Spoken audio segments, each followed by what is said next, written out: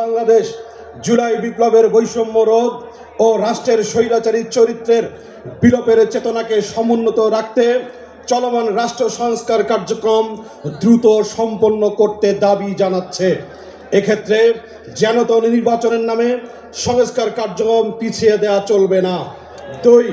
সুশাসন নিশ্চিতকরণ, স্বৈরাচারী মুক্ত রাষ্ট্র গড়া, নির্বাচনে নাগরিকদের ভোটের সর্বাধিক প্রতিফলন ঘটানো এবং অবাধ, সুষ্ঠু, গ্রহণযোগ্য ও অংশগ্রহণমূলক নির্বাচনের জন্য সংখ্যানুপাতিক প্রতিনিধিত্বমূলক নির্বাচন পিআর পদ্ধতি চালু করতে হবে।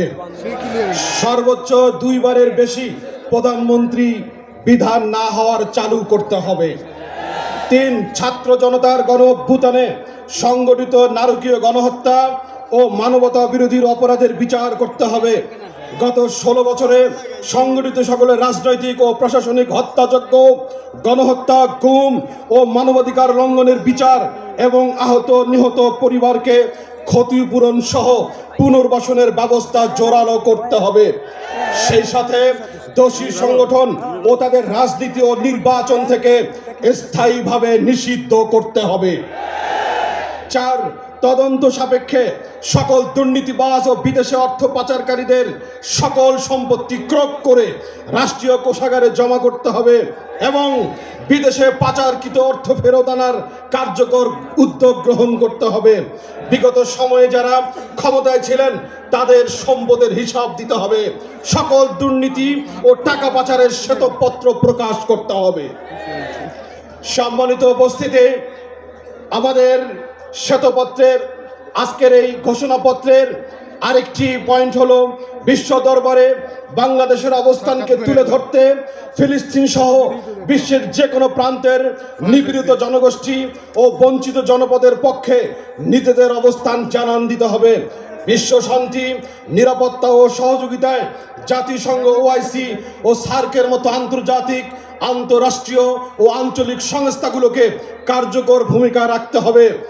সেই সাথে ইন্টারনেট পরিষেবাকে নিয়ন্ত্রিত ও পরিশীলিত করে অশ্লীলতা, বেহায়াপনা ও পর্নোগ্রাফির সয়লাভ রুখে দিয়ে ইফটিজিং, ধর্ষণ, ব্যভিচার ও অন্যান্য সকল অপরাধ প্রবণতার বিরুদ্ধে কার্যকর ব্যবস্থা গ্রহণ করতে হবে।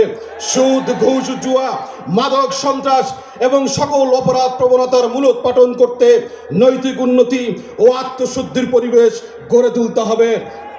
আমাদের আজকের কনভেনশন পত্রের ঘোষণাপত্রের আরেকটি পয়েন্ট হলো নারী নির্যাতন, হয়রানি ও ধর্ষণ বন্ধে আইনের যথাযথ প্রয়োগের মাধ্যমে অপরাধের শাস্তি নিশ্চিত করতে হবে। নারী বান্ধব গণপরিবহন, নিরাপদ কর্মক্ষেত্র, উন্নত স্বাস্থ্যসেবা, বিধবা, অসহায় ও গ্রামীণ নারীদের আর্থসামাজিক নিরাপত্তায় রাষ্ট্রকেই দায়িত্ব গ্রহণ করতে হবে।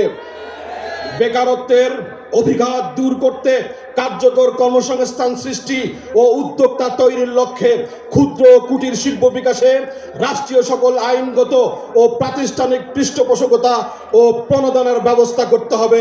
সম্মানিত উপস্থিতি, এই ঘোষণাপত্রের কপি আমরা সকল প্রিন্ট মিডিয়া এবং ইলেকট্রিক মিডিয়াকে পাঠিয়ে দেব।